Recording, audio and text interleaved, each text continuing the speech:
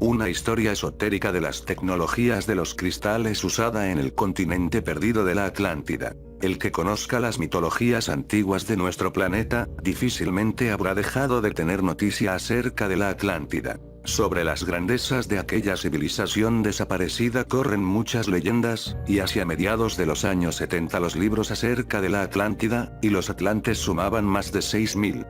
En otros tiempos esos mitos se escuchaban con sumo escepticismo. Hoy día, en cambio, se dispone de un cuerpo de informaciones caudaloso y cada vez mayor, que viene a corroborar la existencia de una masa continental en lo que actualmente es el Océano Atlántico, así como su inopinada desaparición bajo las grandes mareas que acabaron por destruirla. Aunque no queramos considerarla de otra manera sino como una parábola, conviene tener en cuenta la leyenda de la Atlántida porque nos habla de un pueblo demasiado envanecido de su capacidad técnica, a tal punto que la técnica misma le acarreó la ruina. No podemos permitirnos el hacer burla de esas ideas porque nosotros mismos, como los atlantes en el punto culminante de su civilización, estamos al borde del abismo, a donde pueden precipitarnos en cualquier momento la destrucción atómica y el invierno nuclear. Examinemos algunas de las leyendas que nos hablan de aquella gran cultura de antaño. Dicen que la Atlántida era un gran continente que estaba en la extensión de agua que actualmente llamamos Océano Atlántico, y aunque la arqueología moderna atribuye a las civilizaciones humanas un origen relativamente reciente, las leyendas sugieren que la de los atlantes debió florecer durante un período comprendido entre el año 150.000 por lo menos, hasta el 10.000 antes de nuestra era, en cuyo momento desapareció víctima de una inundación de proporciones bíblicas. Pero la bibliografía esotérica dice que la Atlántida no fue destruida por un solo diluvio, sino que fueron dos cataclismos anteriores, originados por el hombre, los que redujeron la masa continental a una serie de tierras más pequeñas, hasta su ulterior y total aniquilación hacia el 10.000 antes de nuestra era. Aunque se atribuye a la civilización atlante una duración superior a los 100.000 años, en sus orígenes debió ser una sociedad puramente agrícola como tantas otras. A lo largo de tantos milenios, la población evolucionó hacia niveles sociales y culturales más avanzados, y en sus últimos 30.000 años o más, las técnicas y la ciencia de los atlantes alcanzaron un alto grado de perfeccionamiento. En su punto culminante, llamado a veces la Edad de Oro de la Atlántida, los atlantes se habían convertido en una raza de individuos sumamente evolucionados, grandes conocedores de todas las artes de la arquitectura, la ingeniería, la astronomía, la agricultura, y especialmente de las artes de la curación. Estos adelantos técnicos de los atlantes seguramente serían bastante distintos de las realizaciones de hoy. Mientras la ciencia moderna ha aprendido a explotar las energías latentes de los combustibles fósiles, el carbón y el petróleo, para generar el calor, la luz y la electricidad con que funcionan los aparatos de nuestra vida cotidiana, en cambio los atlantes habían desarrollado una técnica basada en las energías de dimensiones superiores de la conciencia y la fuerza vital. Los atlantes dominaban lo que podríamos llamar la fuerza vital. Lo mismo que hoy extraemos el calor del carbón y lo transformamos en fuerza motriz para nuestros medios de locomoción, los atlantes sabían cómo poner la energía germinal de los organismos al servicio de su técnica. Podemos formarnos una idea de ello a través de las consideraciones siguientes. Tomemos la semilla de un cereal. En ella hay una energía latente. Esa energía es la que hace brotar el tallo. La naturaleza sabe cómo despertar la energía que reposa dentro del grano. El hombre moderno es incapaz de hacerlo a voluntad, sino que se ve obligado a plantar la semilla en la tierra y dejar que actúen las fuerzas de la naturaleza. Los atlantes sabían hacer otras cosas. Sabían cómo convertir la energía de un montón de granos en una fuerza técnica, lo mismo que el hombre moderno sabe cómo convertir la energía calorífica de un montón de carbón en fuerza motriz. En la era atlante las plantas no se cultivaban solo para servir de alimento, sino también para poner las energías latentes en ellas a disposición del comercio y de la industria.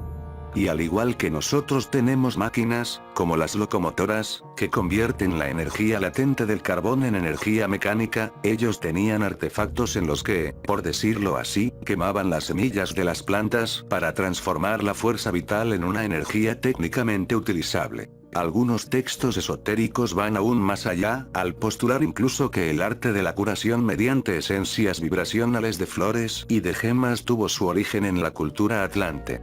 muchas esencias florales y otros remedios por el estilo se desarrollaron para tratar enfermedades que se conocieron por primera vez en la Atlántida. Según se dice, muchas de las dolencias debidas al estrés, típicas de las sociedades técnicamente avanzadas, aparecieron allí por primera vez. De ahí que las raíces de las medicinas homeopáticas y vibracionales sean quizás mucho más antiguas de lo que sospecha el terapeuta holístico actual. Las esencias florales empezaron a usarse en la Atlántida como sistema de medicina, ya que allí tuvieron su origen las dolencias similares a las que hoy estudia la medicina ortodoxa. Fue entonces cuando pusieron las flores en agua, a fin de exponerlas a las fuerzas pránicas del sol naciente.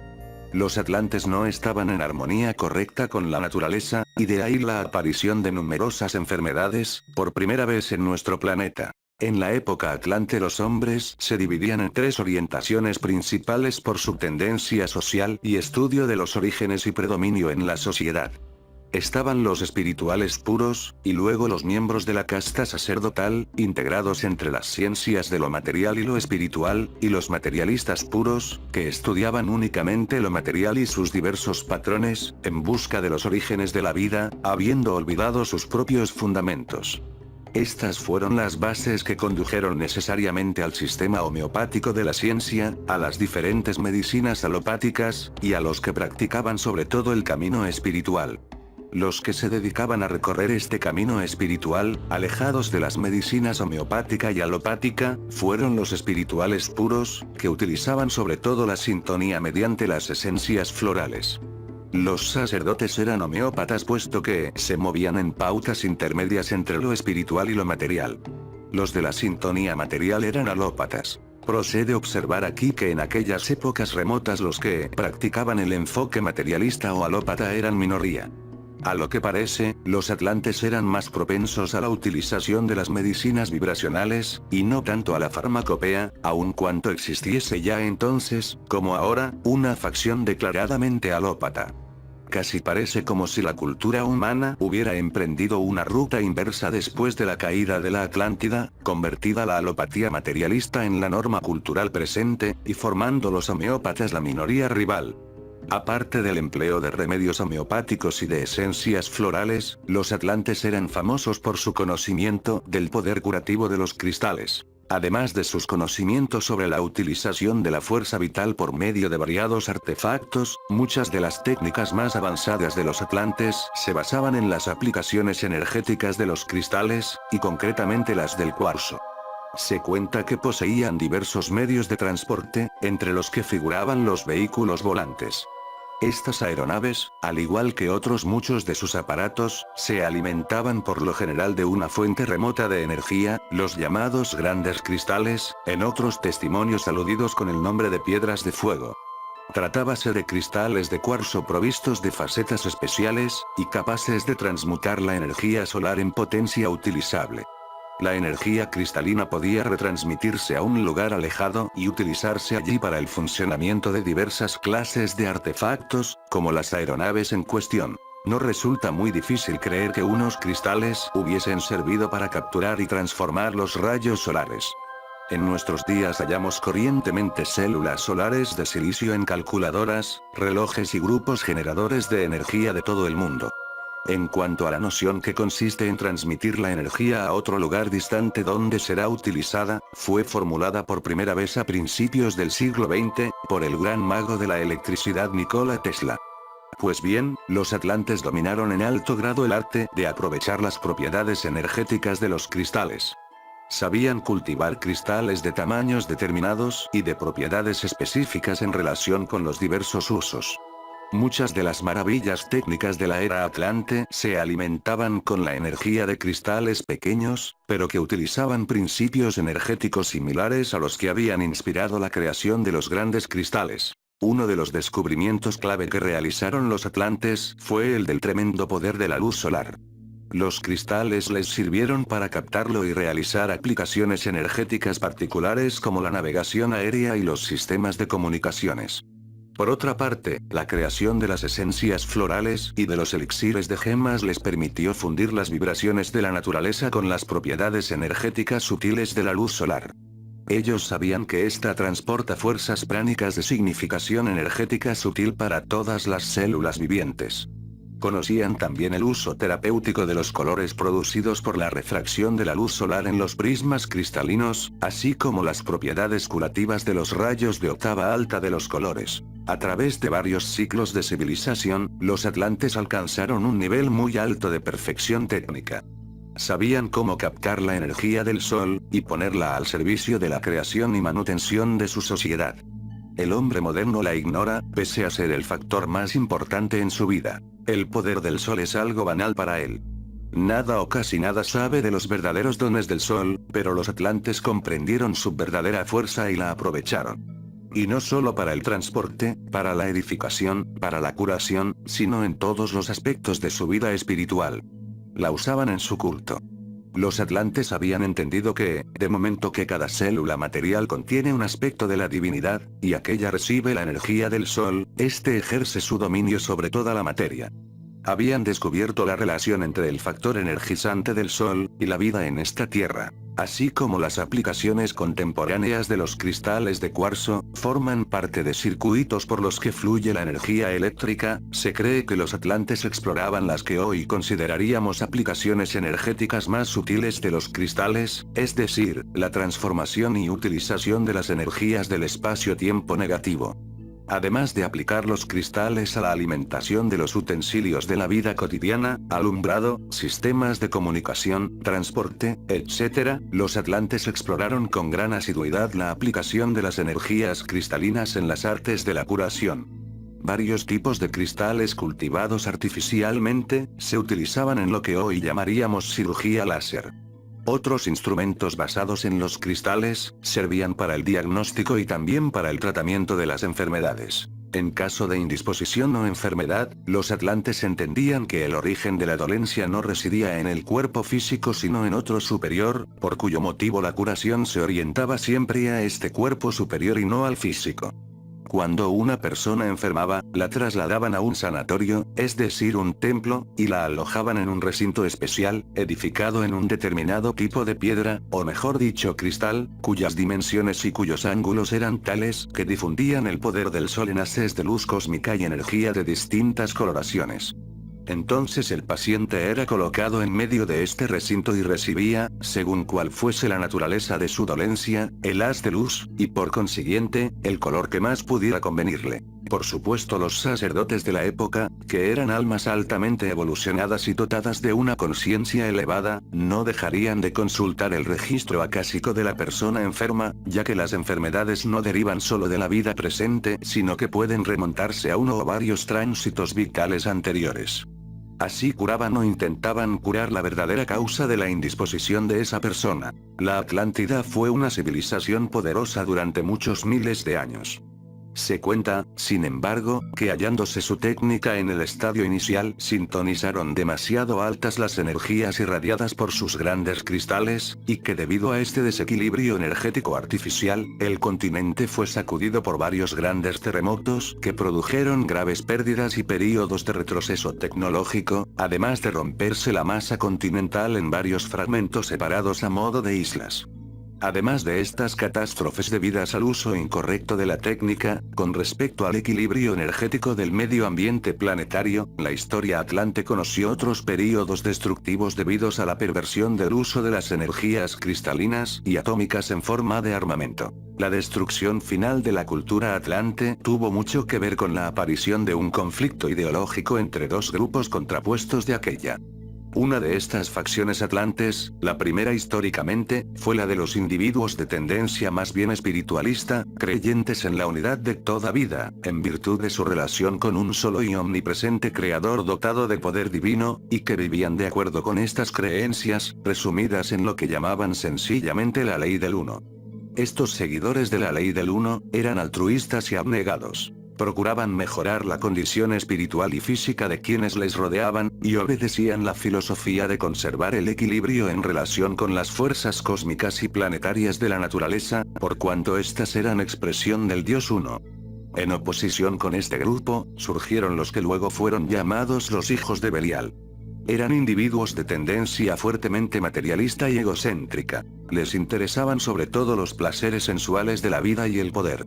Estos abusaron de las técnicas que habían descubierto los seguidores de la ley del uno, poniéndolas al servicio de sus propios fines destructivos y materialistas. Debido a la influencia de los hijos de Belial, muchos de los templos religiosos de la Atlántida fueron profanados y convertidos en templos del pecado, en donde las leyes espirituales se utilizaban para satisfacer los apetitos físicos. Conviene recordar que los atlantes poseían dotes psíquicas superiores a las de la población actual, pero el abuso de estas facultades por parte de los hijos de Belial suscitó numerosas discordias, conflictos acerca del reparto de los privilegios y de quienes pasarían a formar parte de la clase dominante. Los atlantes aplicaron su conocimiento de los usos de la fuerza vital para la ingeniería genética al desviado fin de crear una raza mutante de subnormales, obreros ignorantes, aunque físicamente fuertes, llamados a veces los objetos. De donde resultó un sistema de castas basado en el trabajo esclavo de los objetos, que desempeñaban la mayor parte de las tareas que las clases dominantes no querían ejercer por considerarlas indignas. Con el tiempo, la incompatibilidad entre las dos facciones opuestas llegó a ser irreconciliable. Aunque los seguidores de la ley del uno seguían detentando el poder en apariencia, poco a poco los hijos de Belial fueron haciéndose con parcelas de influencia cada vez más extensas. Por último estalló la guerra civil y los cristales solares fueron cruelmente reconvertidos en medios de coerción, tortura y castigo, a tal punto que el pueblo acabó por llamarlos cristales del terror. Hacia el 10.700 antes de nuestra era, los hijos de Belial alcanzaron el punto más bajo en cuanto a moralidad y dignidad humana con su falta de respeto hacia las vidas de los demás. Era ya evidente que el mal uso de la técnica de los cristales, y de otras tecnologías por parte de la facción materialista acabaría por acarrear otra gran catástrofe como las que en el pasado habían roto el continente de la Atlántida. Así pues, ¿por qué cayó la Atlántida?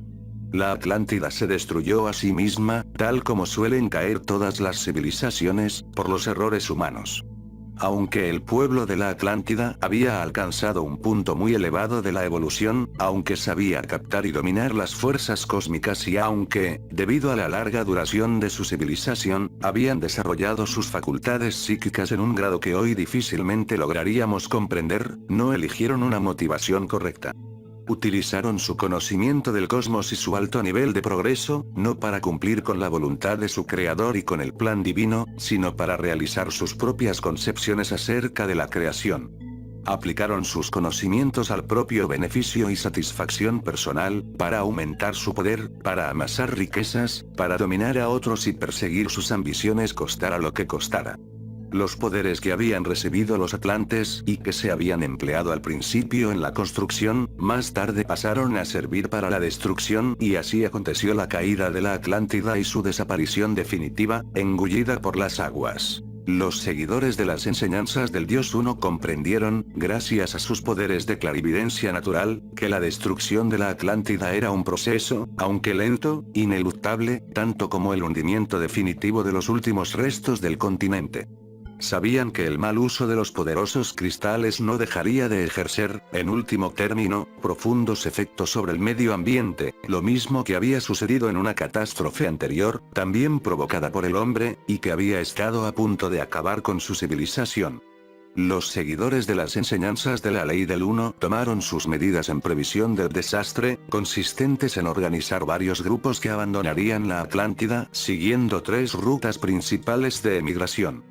El uno iría a Egipto, país con el que existían relaciones tradicionales. El otro se encaminaría hacia América del Sur, a lo que hoy llamamos el Perú, y el tercero, hacia Centroamérica, a la actual península del Yucatán. Todos llevarían consigo los cristales registradores y aquellos aspectos de su técnica que juzgaron dignos de ser transmitidos a la humanidad futura. Además, los sobrevivientes aportarían a esas tierras remotas las tradiciones y las creencias de la ley del uno. Según se cuenta, aquellas bibliotecas cristalinas yacen todavía conservadas en cámaras de máxima seguridad ocultas en las pirámides de Egipto, Sudamérica y el Yucatán. Hacia el 9600 antes de nuestra era, aproximadamente, se produjo el cataclismo definitivo que sepultó la Atlántida bajo las aguas del océano. Algunas fuentes sugieren que la causa de la inundación fue un desplazamiento del eje de rotación terrestre, que determinó una mayor proximidad del casquete polar con respecto al Sol. Además de los grandes terremotos y corrimientos continentales que originó dicho fenómeno, la fusión de los hielos debió producir una significativa elevación del nivel de los mares, sepultando continentes y modificando el perfil de todos los países costeros del mundo. Algunos de los datos de que disponemos actualmente parecen corroborar la idea de una gran inundación acontecida hacia el 9600 antes de nuestra era, es decir, en la época en que, según cuenta la leyenda, se hundió la Atlántida bajo las olas. Nuestro conocimiento de lo que sucedió con la Atlántida deriva en gran parte de las obras de Platón, filósofo griego que vivió hacia el 400 antes de nuestra era y que, a su vez, sacó estas informaciones de los escritos de un antecesor suyo, Solón, el gran legislador de Atenas que vivió 2 siglos antes, es decir, hacia el 600 antes de nuestra era. Solón había visitado Egipto y había conversado con los sacerdotes, y estos fueron quienes le hablaron de la Atlántida. Los sacerdotes egipcios le dijeron a Solón que la inundación que destruyó la Atlántida había tenido lugar hacia el 9600 antes de nuestra era aproximadamente. Si fuese cierto que los atlantes eligieron el antiguo Egipto como uno de los refugios para la emigración, como dice la leyenda, entonces los sacerdotes egipcios desde luego tendrían motivos para estar bien enterados. Las investigaciones modernas sobre la climatología de las distintas eras geológicas y de la antigüedad, paleoclimatología, corroboran que el hundimiento de la Atlántida debió producirse más o menos hacia la época que los sacerdotes egipcios comunicaron a Solón. En septiembre de 1975, científicos de la Universidad de Miami publicaron en su revista Science que hacia la época en cuestión debieron producirse, efectivamente, grandes inundaciones, conclusión que el paleoclimatólogo Cesare Emiliani y colegas deducían de sus análisis de los estratos sedimentarios del Golfo de México.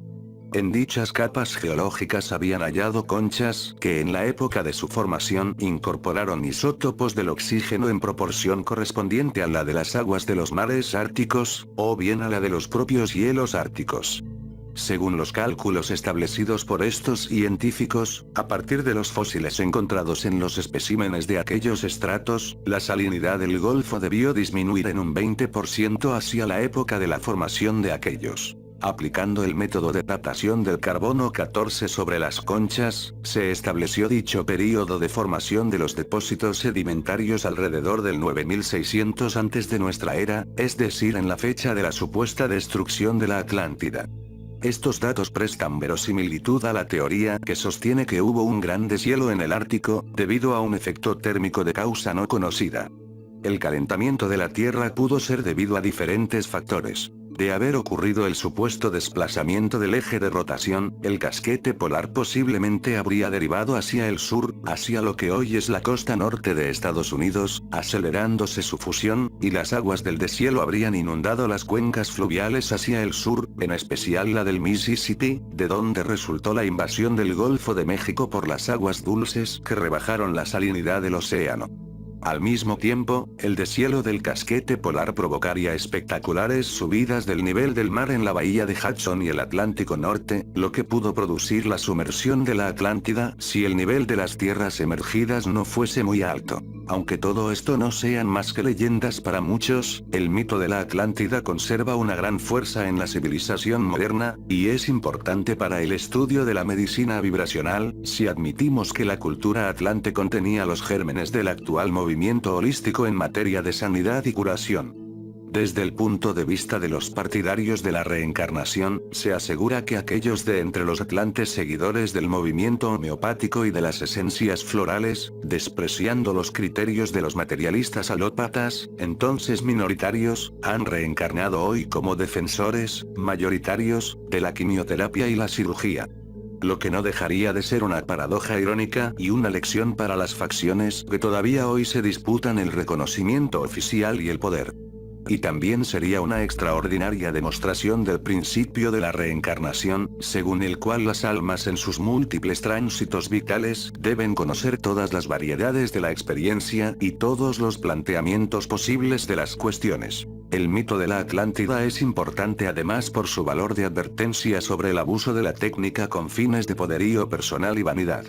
En el mundo de hoy, la nación estadounidense destaca como potencia próspera por los éxitos de su técnica y su ideología.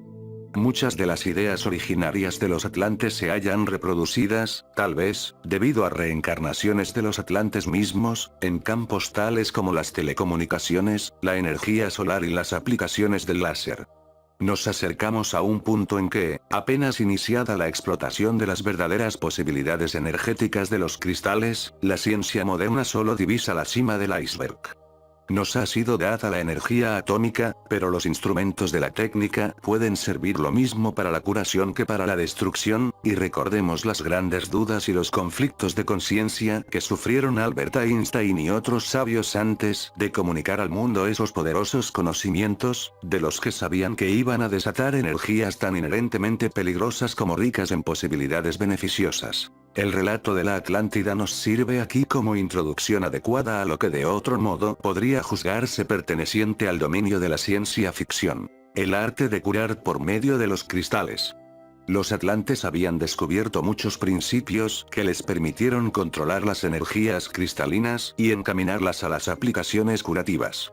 Desarrollaron una tecnología perfeccionada basada en la manipulación de las energías sutiles, habiendo entendido que estas energías operan en los mismos planos de dimensiones superiores donde residen nuestros cuerpos de luz. Conocían el verdadero vínculo entre el cuerpo físico y los cuerpos sutiles, y basaban sus artes curativas en el conocimiento de ese vínculo. Es posible que dentro de unos años más, el mito de la Atlántida se haya convertido en un hecho reconocido por la arqueología. Tal vez estamos a punto de descubrir los cristales de la Atlántida, con sus registros holográficamente codificados, que como especulamos, fueron guardados por los sacerdotes atlantes en lugares seguros. Y que no los hayamos descubierto hasta que nuestra ciencia ha progresado lo suficiente como para ser capaz de descifrar el conocimiento almacenado en las supuestas bibliotecas cristalinas de los atlantes. La nueva era en que el mundo entero está entrando ahora podría ser una imagen especular, cíclica, de la última fase de la Edad de Oro Atlante. Ya que vivimos hoy las mismas contraposiciones entre la mentalidad materialista e industrial y la holística espiritual. Avanzamos hacia una época que nos traerá, o bien la destrucción nuclear mundial, o un movimiento de paz inspirado en las ideas de la nueva era.